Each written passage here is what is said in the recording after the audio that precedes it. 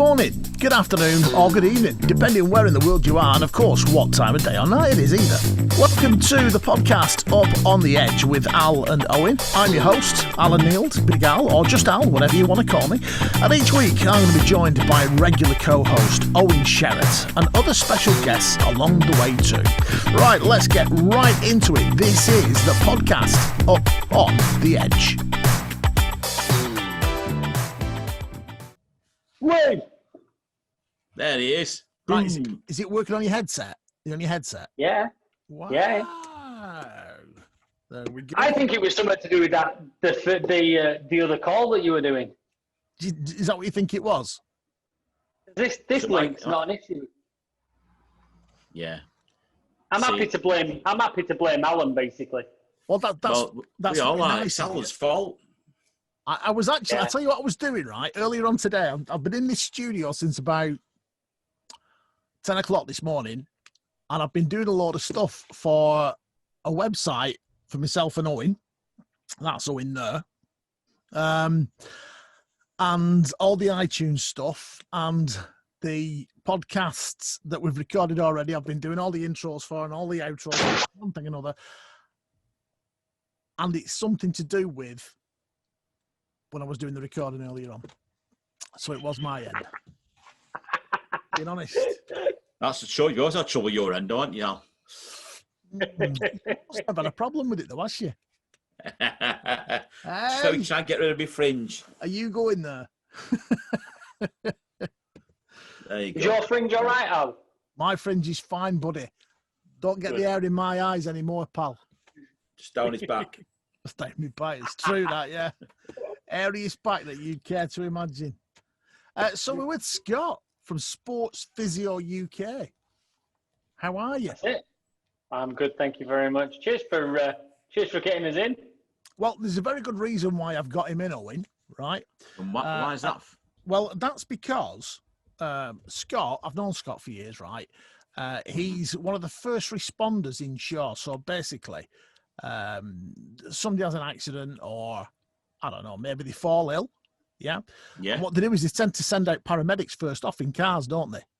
Yeah. Well, that's what Scott does. I hope he's better than the one that come out to sue. Not quite there. You're not quite a paramedic, but that's you're the first responder, though, aren't you? You are one of the ones that are with the flashing lights on and one thing and another.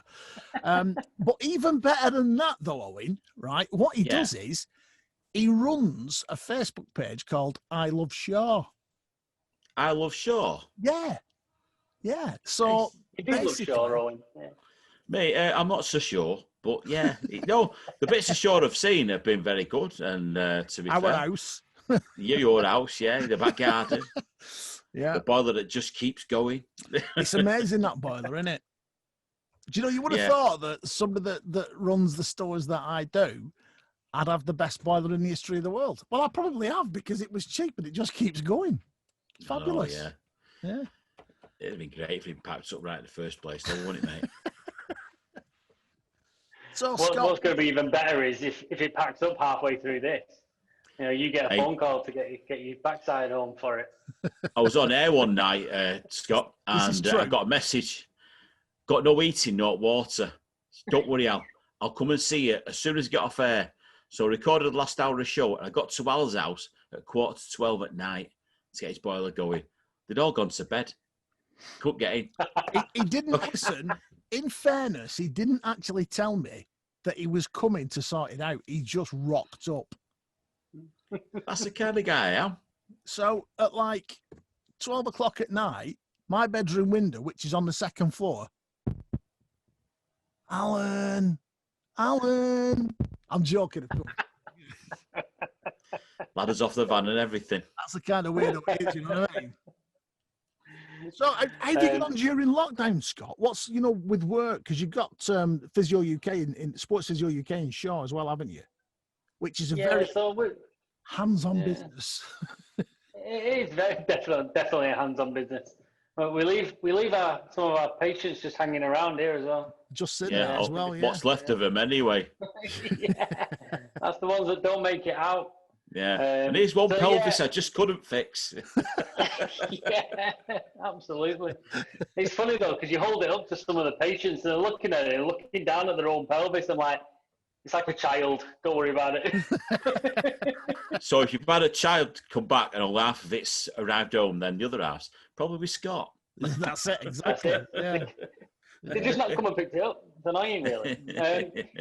Yeah, during lockdown, it's been one of them. As you said, I help run the I Love Shore page. It's not my page. I essentially sort of chip away and help out where we need.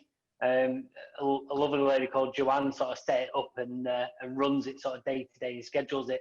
And it's generally the stuff like the other day, for instance, with the horse accident in Shore, car crashes, stuff like that I get to know about, that I put a lot more of that onto the page as well. But we do obviously like to do a lot of marketing and advertising for local businesses and keep everyone in the loop. Obviously, during lockdown, we were shut. We shut through, let's say, lockdown 1.0. We closed up shop, and I ended up in the ambulance service. I did it through a private service that was contracted to Northwest Ambulance Service. I was working sort of 6 days on, 6 days off. Staying away at a hotel. So I didn't really get to see much of the family, to be honest. Now you finished bragging. The wife. Yeah. Cheers, love. It's pretty much what Owen does that, He works 6 days on and 6 days off and then stays in well, we call it a hotel. It's actually his house, but he still lives with his mum. So my mum lives with me, Al. My mum lives with me. So he still lives with his mum, right? He gets all his washing and all his ironing done, all his cooking done. She even walks the dog for him, right? And he had the audacity tonight to text me and say, "What time are we on? Because I've got to walk the dog." His mum's already done it. No. Al, I tell you what, I've got into a routine. So I had a stroke 4 years ago, or nearly 4 years ago, and that's why I ended up with the dog. So in the morning, I get up, I'm out for about 20 minutes with the dog, which, because I've got bad knees, is good anyway, because it's a light exercise. And the dog's, it's only a Westie, and she sniffs everything. So it's just a nice way to start the day and get moving. Then in the evening, I stroll around the park, which is Debdale Park, at the end of the Tameside there. And in the summer, I'll go around the reservoirs. In the winter, when it's dark, I won't go as far as doing the summer, but it's still a fair walk, and I can get up a bit of pace, and the dog can sniff, then she'll run and catch up with me. And that's basically what I do. Where is he? But I've had to buy her a glow-in-the-dark collar so I can find her. The only thing is picking up dog dirt in the dark when you've got your phone in one, their bag on the other, and you try to pick it up. It's terrible. You get all sorts. I don't know if you know or not, right, but Scott lives at the back of me, funnily enough. But he only ever really comes round sort of twice a year. Once to put my Christmas lights up at the front of the house. And then a second time to come and take them down because I won't go up ladders. I'm rubbish. But he'll vouch for this. During lockdown, we've got a couple of dogs. We've got a couple of puppies. Brother and sister. What a big mistake. Let's not go there for now. But one of them's jet black. And when I say jet black, I mean she hasn't got an ounce of any other colour on her. Yeah. Which is absolutely fabulous while the sun's up. But at 3:30 in the afternoon at the moment, when the sun's going down, you can't see her. And she's like, "I'm off out, Dad. I'm going in the back garden. This is the dog talking to me. Hello, I'm going out." So off she trots. You can't see her. As soon as she's outside, that's it. You cannot see her. And then the missus is going, "Where's the dog?" I think she's outside, but I'm not certain. Pitch and black. Also, you can buy some good outside lights, though, Al. If you want some good outside lights, I'll put you onto a lead. There were two jokes there, and one of them was the lead. Yes. There we go. So, Scott, I mean, obviously during lockdown, you end up doing the paramedic stuff or the stuff with the NHS as sort of backup and helping out the ambulance service. Is that something you do all the time as a volunteer, or something you've been in, or something you just started doing during lockdown? No, so it's something I've done for, coming on to 4 years now. Yeah. Started off going down the voluntary route, and it's now sort of merged more now into the paid role route. So I do work for a number of other private ambulance services, and they contract their services into the trusts. Yeah. So, i.e., you get sort of a number of, well, there's a number of ambulance services that contract into Northwest Ambulance Service. So if you was to ring up and make a call to the ambulance service now, that would be categorised and it'd go on a sort of 1 to 4 category. Yeah. Now, a Cat 3 and a Cat 4, you might not always get a normal Northwest Ambulance Service looking ambulance that rocks up. You will get somebody that's still fully qualified and that's fully insured, that's working for Northwest Ambulance Service. But we might just be wearing a different uniform or a different logo. Or in an ice cream van. Or an ice cream van. Yeah. Caught it with that leg. You want to see some of the trucks that I've worked on? No, can you imagine? Yeah. Oh, yeah, gosh. So some of the ambulances that I have worked on previous years are probably more. And I probably prefer to go out in an ice cream truck. Put the body in the freezer. That job, no. Yeah. But yeah, and then I've moved away from some of the more scrupulous sort of companies that were doing it. I'm working for slightly more professional outfits now. I think Al has actually just completed a reference for me today. You let him do it. 50 quid, mate. Hey, it's what the doctor charges. Yeah. Well, yeah. So yeah, but what I'll be working on is just your normal 999 calls, and I generally do it at the weekends. It's something that I have a passion for. I like to help people, and it's my way of giving back to the community as well. It's giving something back. Yeah. It's one of them. We've got successful businesses throughout Greater Manchester. Let's give something back to them. Let's help them one step further. Yeah. Is it just because, like, your wife's a bit of a whinger and you just want to get out the house, or what is it? Far from it. You do realise she's going to hear this. She's going to listen to this. She knows where you live, so bear that in mind. Yeah. So Go on. So when you come home from work, it's not a case of, oh, Mo, you've got nothing to moan about. You should have seen what I had to deal with tonight, love. Hey? Forget casualty. I'm the real deal, love.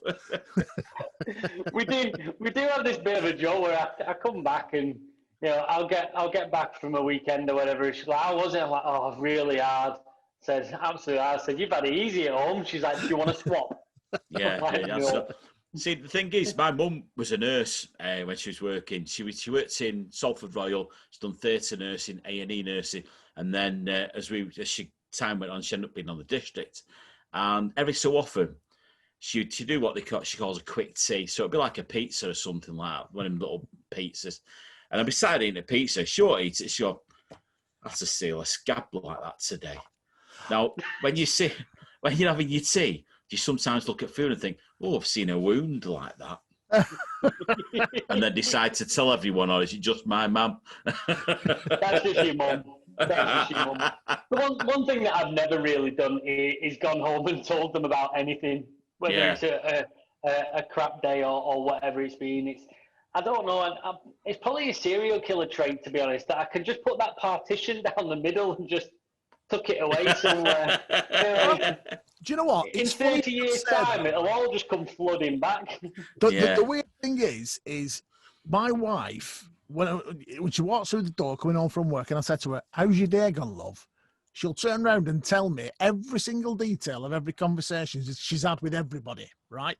I do this. When I come through the door, she says, how's your day gone? I go, yeah, we're all right. And that were it. End. Yeah, but Al, do you find when she speaks to you, all you hear like white noise? Sorry, were you talking, love? You just learn to nod in the right place, don't you know? She nods where you live as well, though, doesn't she? So you better be careful. Scott, listen, let me ask you, right? You must have seen some sights, though, right? And is there anything you can tell us about sort of, because we're a bit weird. We're a bit sort of different. Well, Owen is. We want to know. I want to know. If someone's cut themselves, I want to put my finger in it and see what it feels like, How far you can get your finger in before they scream. Unless it's the eyes. Can't touch eyes. Really? So, if anyone's had any eye injuries, you're on your own. But anything else, Have you anything like that? Like, you know, sort of somebody that says, "Oh, I've got a, I don't know, I've lost my action man, but I think I might know where he is." Have you had anything like that?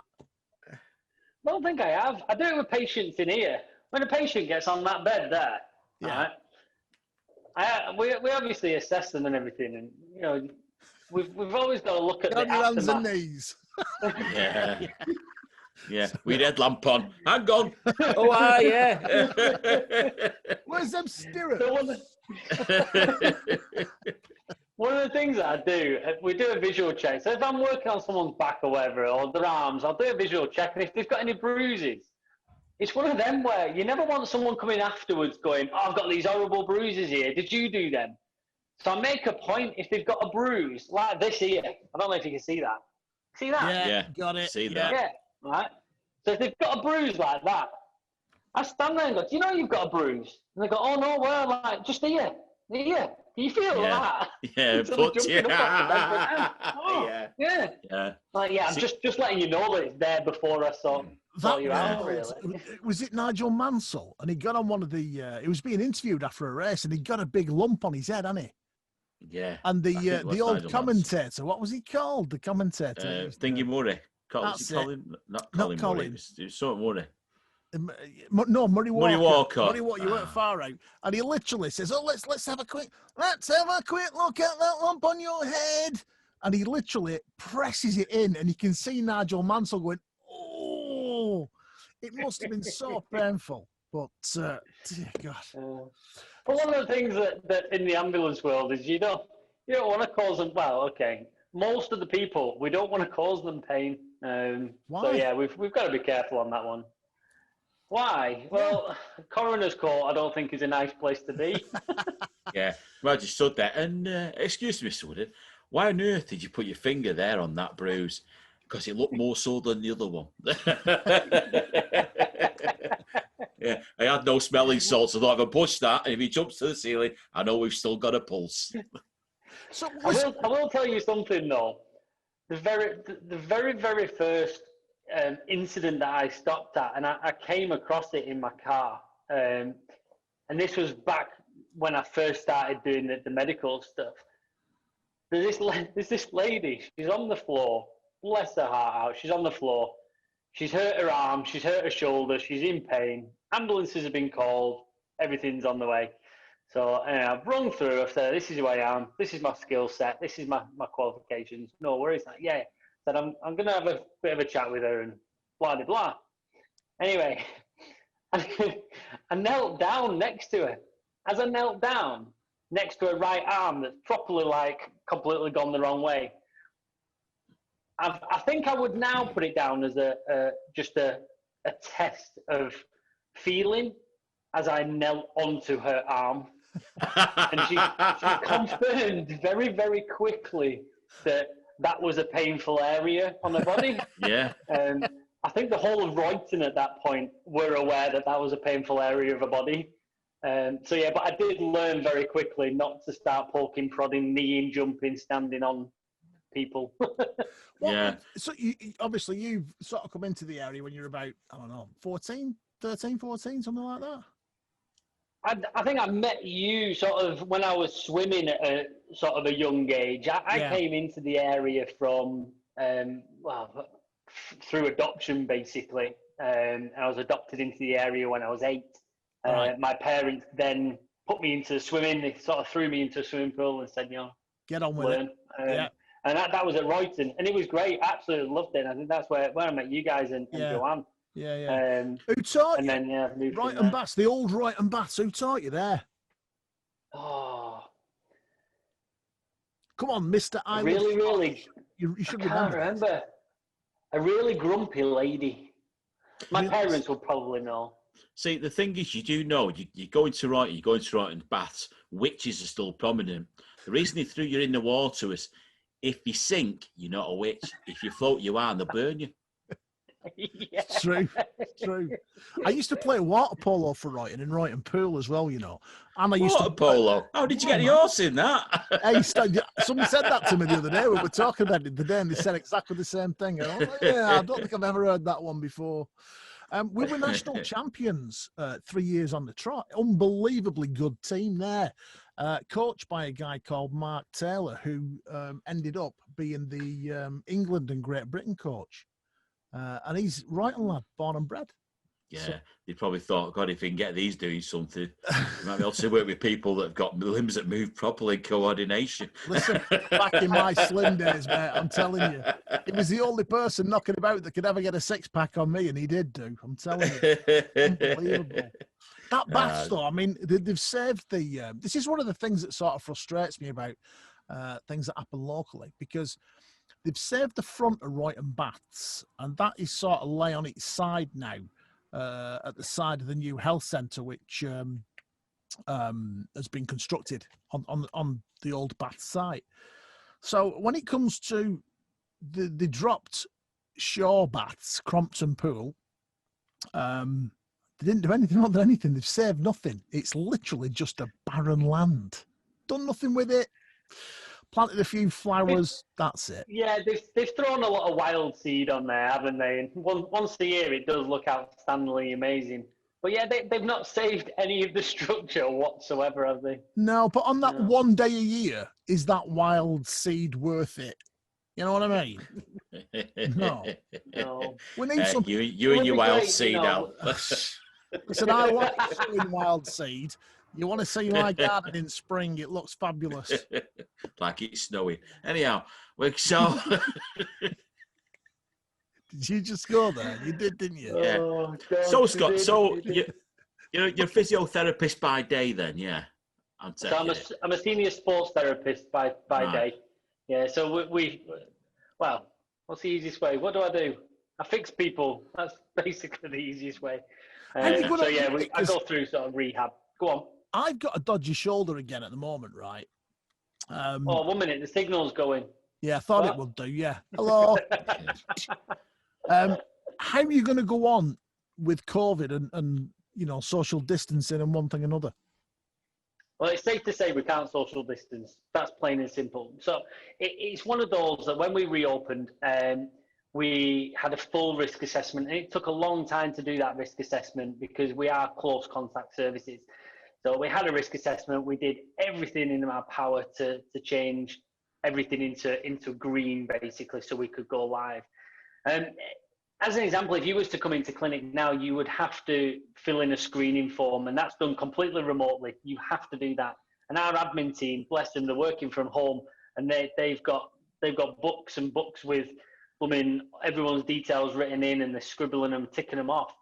But once you've done that screening form, that gives you and us a lot of information. It tells you that we are open. This is what we'll do. We will see you as long as you are not a risk patient, because we've got the other staff to think about. We've got other patients that are coming in. We've got us individuals, and I've got my family to think about as well. Of course you have, yeah. We can't just let anybody walk in. But as long as someone's screened and they are a low-risk patient, then they can come in. And even then, you might fill your form in on a Monday and come in on a Thursday. We've still got to ask you on that Thursday whether you've developed any more symptoms or whatever since doing your form. Yeah. And yeah, I tell you what, it's possibly one of the cleanest places you could come to in Shore. We've been inspected. We've had our random visits from Oldham Council Environmental Health. And I think one of them was surprised when I asked him to give me details for our test and trace system. Yeah. So it shocked me, really. I'm like, did you not realise you're going to have to do that? You've been stood in here. Why would it be surprised? I mean, the weird thing is, how many times have they been round to you now, Scott? Twice. Right. So I've not shut my doors for a single day at my business. Do you know how many times they've been to me? No. Never. Not once. I've once needed some screws, but I didn't have any in stock anyway. You're banned from mine. Yeah. I know. And for most of them out. I think one of the big things is that they're checking on all the close contact services more than anything. Those that are definitely physically touching people. So your salons, your physios, your hairdressers, your things like that. because they're the most at risk. I understand they're not going to be able to get around every single business in the whole town. It's just physically not going to happen because people open at different times. So I can understand it, but on the other side of that, I was aware, sort of watching them on our show CCTV up there. I can see all the way down the street, and I could see the sort of the businesses that they were skipping, and they didn't want to walk into, and they didn't want to check on them, which for us is a bit frustrating, really. Yeah. So, but it's when you're doing everything right, and there's businesses that aren't, and they just seem to be turning a blind eye to. But just going back to your career, I mean, many years ago, I thought I fancied doing that. So sports physio. So the first thing I had to do was Swedish Massage level 3. It's God's honest truth, this, Al. Now, all my mates took the mickey out of me, thinking it's that the main part of what is done. Because you've got to do anatomy and everything. I tell you what, it was hard work. Now, on my course, I wasn't saddled's probably not the word, but in a group of, I think there was 12 of us. No, yeah, it's about 12 of us. There was 3 males. There was me, a Russian bloke with 2 fingers missing. Was it called Andolf? No. He works at the airport and used to be in the circus. Really? And another guy who couldn't speak a word of English. And for some reason, it sort of stuck to me. And so I was then lucky because as they were telling you stuff, I then had to repeat it twice to one bloke, twice to another. So it all sort of sunk in. And but it was just whatever. I got loads and loads out of it, and I would have liked to pursued it more, but so I just you're telling me that you're a qualified Swedish masseuse. I am, level 3. Now, if you remember, Al, once upon a time on the radio, me and you were going to give an evening out for a couple of people to have a soaking hot tub and a Swedish massage. Now, you didn't think it was going to be one of them dodgy ones where we did extras, did you? I wasn't actually quite sure. It wasn't. No, God's honest truth, yeah. Let me just get the sieve for the hot tub, yeah. Stop it. Stop it. So if we need any more staff, then Owen, I know where I'm coming to. Yeah, but I would have loved to have pursued it further because for me, knowledge is the bomb, and I love the way the human body works and stuff. But it's got to be. It's weird how you do it, and for me, they're all going on about and it was mainly women that come in while you're doing your training, and they paid some like a £5, and they got the massage, and then obviously the tits are box and the session and stuff. But for me, and the hardest thing is once people come in. It's not a person you work on, it's a back.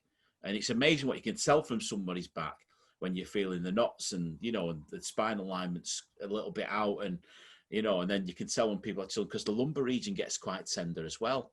And same with the legs. And I was surprised how many people have one leg thicker than the other. How many people? Well, I've got one leg thicker than the other, but that's because at the moment, yeah. Yeah. but it's amazing. Like it's not somebody. It's a leg you're working on. It could be a male leg, a female leg, but it's just a leg. It's just a calf, and it's amazing how you do switch off. Are you telling me, Owen Sherratt, right, that you have done Swedish massaging and not used that for your gain with a female? I haven't, mate. I tell you what, when I finished doing it, all during the training, it was during the recession. The recession had kicked in. I paid for the course, and I used to go out every Friday. So my Friday nights contained of, I go to Sue's house, I'd set my table up. Who's Sue? Sue, I work with. Scuba. All right, yeah, right, okay, yeah. So I would then have to massage her, a mother, a sister, a mate, and then about 11 o'clock at night, I'd finally get a bit of free tea. Really? Right? Yeah. And then go for a shower? That was your payment, free tea. And then go home, yeah. Bit of free tea, then go home. And I didn't lose any weight, but I lost inches, with moving the upper body. I lost inches off me. Scott, so about this shoulder then, right? My wife can cook a mean Sunday roast.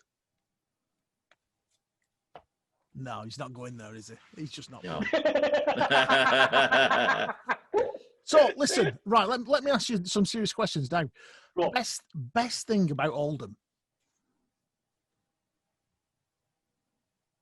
You're asking me or Owen? I'm asking you. Yeah, no point asking me. Best things about Oldham. Yeah. gosh, I should be able just to rhyme them off straight out, just off the tongue. But I can't. Do you not think that there's something about the place, right? It's not the prettiest. I mean, I always laugh and joke and say that it's like a little picturesque fishing village just north of Manchester. You know, not that we've got any kind of coast here or anything like that, but there's something about the place. There's something about the people that, you know, they are amongst the most welcoming people I've ever come across. If you drive sort of 10 minutes down the road to where Owen lives, man, they're all City fans for one, which is no good. Yeah, no, it's true. Well, most of you from that neck of the woods are City fans, because it's right around the corner from that place where they play. What's it called? Yes, yeah. But what you know, what keeps you still living in Shaw? So for me, community is key. Shaw itself, 100% community, and I've found that more since working with Joanne with the I Love Shaw page, because you just get it all the time. People are wanting to share stuff, get involved in stuff. Absolutely, community spirited, 100%. I think there is something to say about what you mentioned, Joe, the picturesque side of stuff. And people drive around and say it's a dump and stuff. But I tell you what, hat off to like your groundsmen and your parks people and stuff. Because you've got to say, the parks in Oldham are well kept. They are well looked after. Yeah. The council do a mint job. And the parks teams down at, say, Alexandra Park and areas around, absolutely phenomenal. There's not many towns that you can drive around and just see random floral sort of displays in the middle of a roundabout and stuff. So there's a lot to say about that. Do you know what it is for me, right? And I do a lot of drone flying because I'm a bit of a nerd. But when you see a lot of the footage, and I can't believe how green it is around this area. And if you think about it, right, we are literally 2 minutes from the Pennines and the beautiful moorland, which is unbelievably picturesque with all the wildlife and, you know, the deer and the birds and one thing and another. And we are 10 minutes away in a car from Manchester city centre, which is quite possibly the greatest city in the world. It doesn't get much better than that, does it? No. Yeah. You know, you can get anywhere for us. You know, some people do like the busy life, don't they? They do like the hustle and bustle. They like the big shopping trips. But then, it is nice just to walk, as you said, 2 minutes. Yeah. Walk 2 minutes up Buckstones Road, and you're there. You've arrived, literally. And it's phenomenal. Scott, I've got to draw a close, I'm afraid. I've got every alarm buzzing at me, you know, turning around and going, we're there, go on today. So, if people wanted to get in touch with you, can they just walk into the shop now, or what's the situation? Most definitely not. There's massive yellow signs with red writing on saying, stop, do not walk in. But I tell you something, people commented and said, how big do you want them signs? People ignore them and still walk in. It's got to be done through. It's got to be done through phone call. Let me tell you something, right? When it all kicked off with COVID, we kept the front doors open and we were handing products out so people could buy products online, and they could come and collect it. The amount of people that used to turn up, right, and say to me, are you open, son? I hate that anyway. Don't call me son. I'm 50-year-old. You know what I mean? And then I'd turn around slowly and look at my walls. And they'll go, what are you looking at? And I'd say, the 27 signs I've got around this building that actually say, click and collect only at the moment, mate. That's what I'm looking at. And then they take me off then, don't they, going, what are you being like that for? 27 signs, pal. That's why I'm being like that. We literally had it the other day. Someone's walked in. They sat in a waiting room, by the way, that has chair signs all over them saying, you must wait outside. Do not sit here. No exceptions. Yeah. And they still sat on the chair looking at these signs. Yeah. But to get in touch with us, it's just a phone call, and plain and simple, we can get them sorted from there. Excellent. What's the phone number? 01706 842 996. Can I ask you a question? quickly. You've asked me too many now. In 3 minutes. Christmas jumper day or Christmas t-shirt day? Tomorrow. Is that what you're doing? We're doing it as well. Boom. Are you Gotta doing one, be Owen? done. Owen, are you doing it? What, tomorrow? Yeah, I Christmas jumper. I might do it tomorrow. Take a photograph. 11th of December. There we go, Christmas jumper day. Right, thanks very much, pal. Good to talk to you. Nice to meet you, Scott. Thank you Keep very up the much. great work. Nice to see you. See Take care, matey. you later.